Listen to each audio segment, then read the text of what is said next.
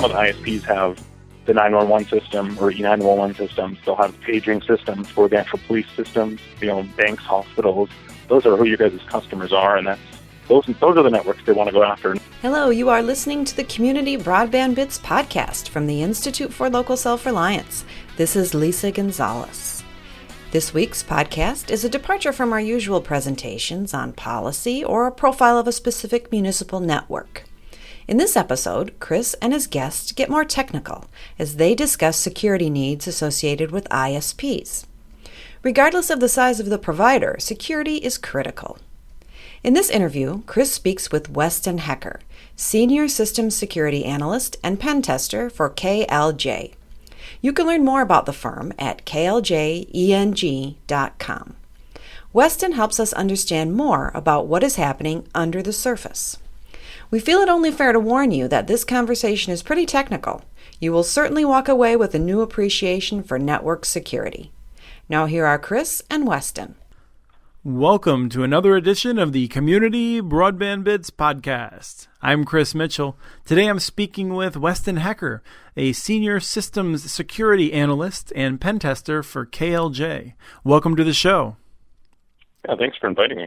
You know, your name is not very Lisp-friendly, or your title is not very Lisp-friendly with the Senior Systems Security Analyst. That's kind of a mouthful. It takes up half the email bottom also. So. Yes. What is pen testing? You're a pen tester. What does that mean? Basically, pen test is short for penetrations test, which is basically where somebody takes an outside look at a network as if they were an attacker, and then they find the vulnerabilities and close them before the attackers actually do. And it's done with hands-on weeding, like we actually go through and actually try to penetrate the systems as the hackers or the bad black hat hackers would. Yeah, I was actually going to ask if you're required to wear a white hat when you're at work. Yeah, that would be the designation. I do have a certified ethical hacking and CISSP, so there's some certifications that allow people to be more professional when it comes to some of the security audits. There's background checks that have to go through and things like that. So it does bring us up to a certain level of professionalism. It's not just somebody with a little bit of Linux experience trying to hack into a network.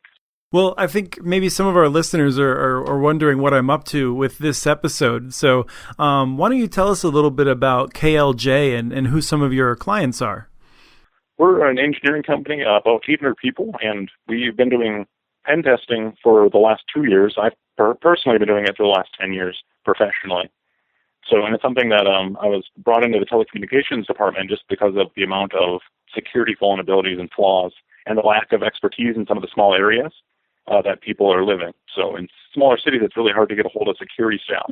And that's a gap that KLJ has been filling for 2+ years now. And like I said, professionally, I've been doing it for about 10 years.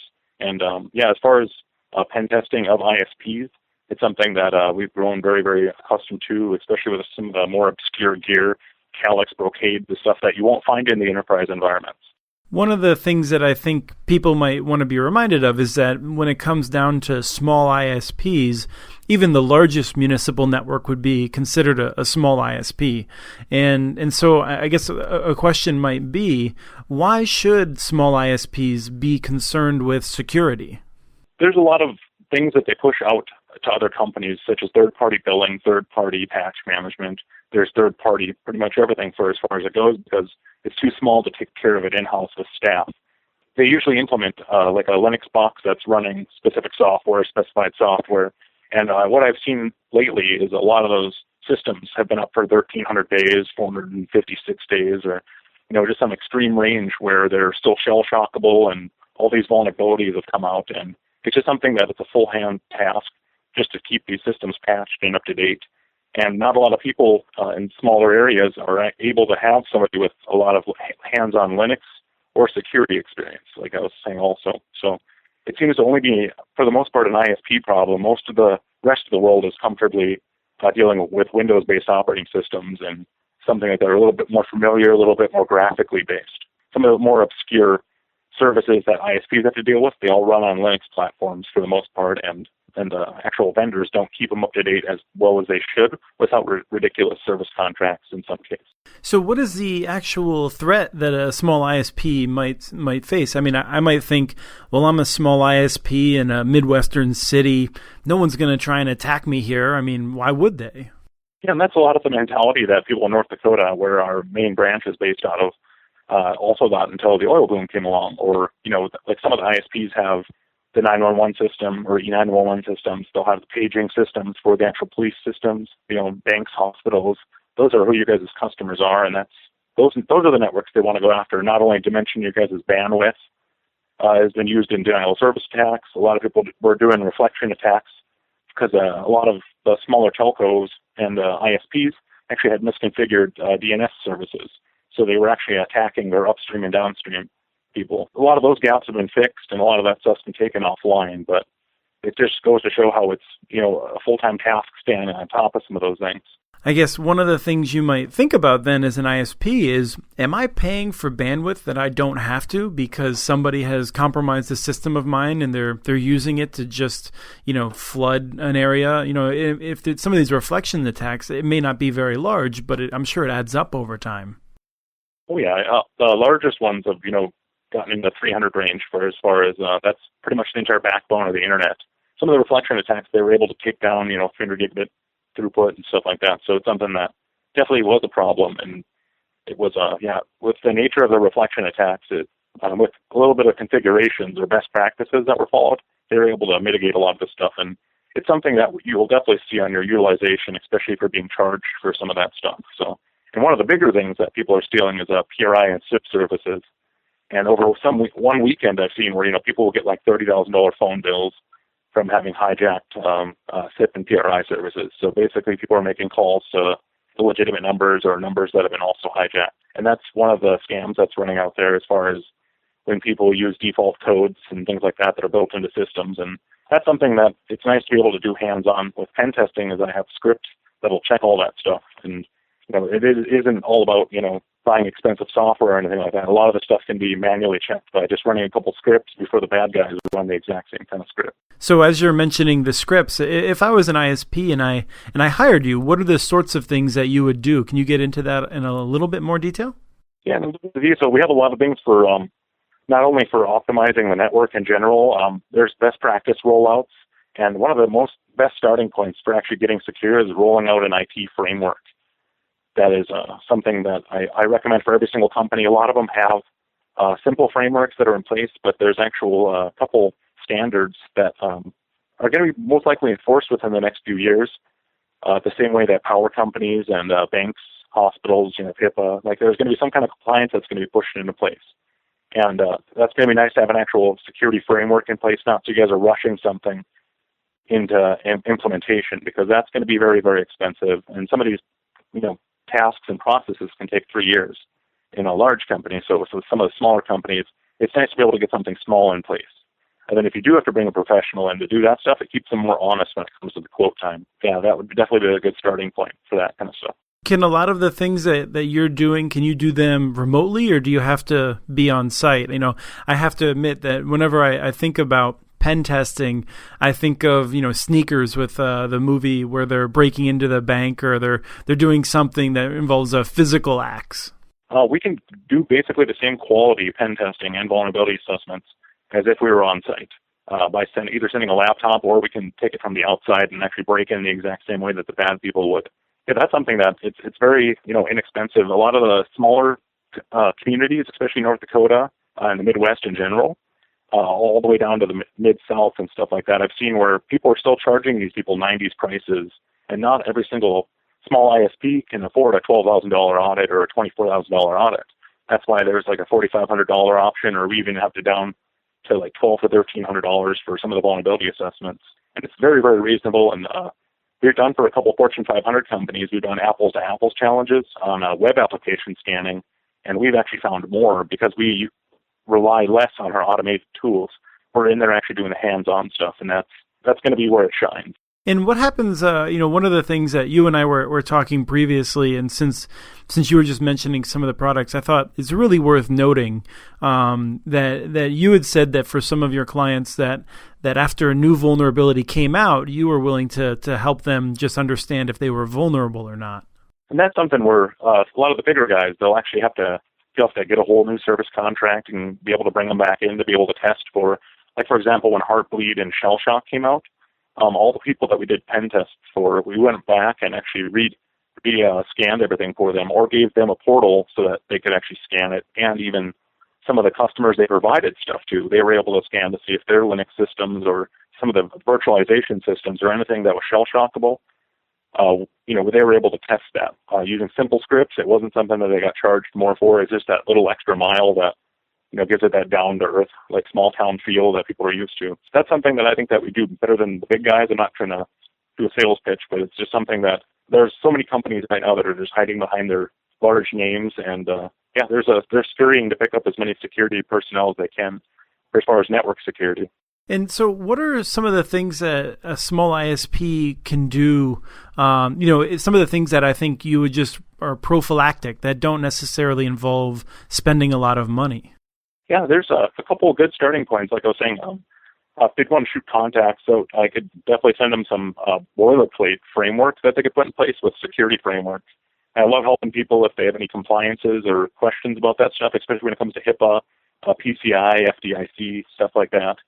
That's something I'm definitely well versed on, and it doesn't hurt to ping people once in a while to actually pick their brain about it. And I always love talking security with people, so. Yeah, if people ever have any questions at all, that's always something I like to help people out with. And like I'm saying, some of that stuff is very, very daunting, and it's several hundreds of hours of reading, and it can be helpful. It's nice to be able to just send somebody you can actually have just a straightforward question with. Yeah, we find that in this area as well. When we're just in any matter of telecommunications, I feel like there's a world of difference between being able to ask a couple of simple questions and being pointed in the right direction versus trying to wade in and figure everything out on your own. Oh yeah, I would definitely agree with that. So one of the things that I think would impact all of our listeners is a lot of times it seems like ISPs, they may show up at your house, they set up your service, and if you don't have your own router already, then they may give you one. And some of those have some pretty significant vulnerabilities. And I'm curious if you've seen any ISPs that do a really good job of making sure that their users' homes are secure, or if you have any best practices you might recommend around that. I've seen when it starts to degrade their service or their actual customers or their IP address ranges are being black flagged. Then I see a lot of people, especially the larger ones, reacting to it. There was an actual framework that was installed in a lot of the customer premise equipment and some of the actual on-site routers and things like that where they were able to be accessed with their default passwords and stuff like that, and made into huge, large botnets that were used to attack and infect other computers. And that's something that we'll come across in the pen tests and be able to delegate. There's ways that you can check just by, so if you have manufacturers for as far as your on-site routers and stuff like that would be a concern. There's definitely ways that they can be able to check to see if those vendors are up to date or if they have any vulnerabilities and be kept in the loops for that kind of stuff. That's something that, there's simple email lists, and we actually host one for ISP-specific gear, if it was shell-shockable and questions, or some of the vulnerabilities that come out. If anybody ever has any questions about ISP-specific stuff that the vendors don't want to step up and tell people right away, that's something we stay on top of. I have to ask, something that's long been an interest of mine is, I think, making the world a better place, in the sense of a lot of spam and a lot of these attacks, they come from places where where ISPs allow forged TCP connections, right? And I'm curious now, is it standard practice now for ISPs to monitor their outbound traffic to make sure that everything that's outbound has a logical TCP origination on it? Once it starts to degrade their service, they'll usually bring third parties in, or some of the larger companies would be able to catch it themselves. But as far as that goes, there's no real standardized procedures. There is some stuff with getting certain classifications on data centers, like if you're hosting emails or if you're hosting HIPAA compliant stuff, that if people have data centers, that they'll be kept into these, kept in the loops and kept up to date with the best practices with that stuff. But other than that, unless they degrade service, I haven't seen many ISPs actually step up with that one. It's something where if it's happening on a small scale, it's most likely ignored until they start getting cease and desist letters, or if they start getting, any financial or legal obligations from it. Then it's something. It's almost where they have to be forced to, and there's procedures in place where people can actually stop those kind of things from happening. Is that an expensive solution to do that sort of checking? Well, not for the most part.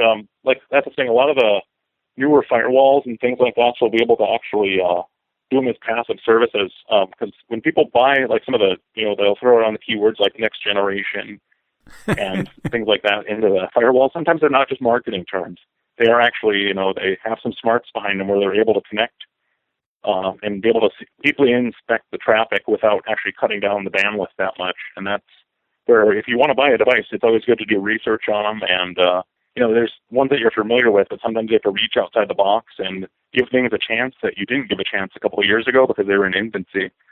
I know IDS and IPS systems, when I originally got back into them, it was something that made me cringe because I just remember all these false positives where it would tell me that, this was getting attacked or that was getting attacked or this IP address connected from this point. There's so many false positives, and they've worked a lot of that stuff out. So if you guys had a bad experience with something in the past, it's always a good chance to give it a second try. All right. Well, thank you so much for coming on the show and giving us a better sense of some of these security questions.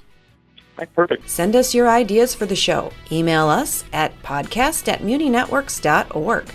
Remember to like us on Facebook and follow us on Twitter. We are at CommunityNets. Thanks again to Person for the song Blues Walk, licensed through Creative Commons. And thank you for listening. Have a great day.